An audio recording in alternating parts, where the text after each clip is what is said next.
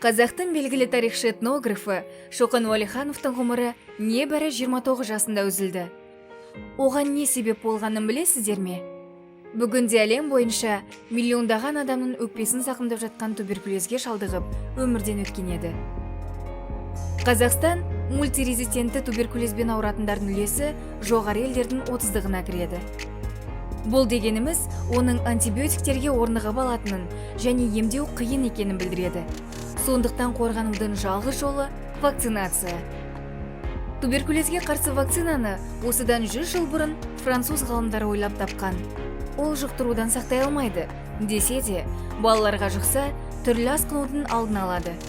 Сәбиді барынша ертерек қорғау үшін оны перзентханада жатқан кезде салады. Одан кейін 6 жасқа келгенде қайтадан егеді. Еккеннен кейін қышытып, дене қызуын көтеріп, лимфа түйіндерін ұлғайтуы мүмкін. Әйтсе де, кей жағдайда оны салуға болмайды. Туберкулездің ауыр түрлерінен балаларды қорғап, олардың өмірін сақтап қалуға жаппай вакциналау ғана көмектесе алады.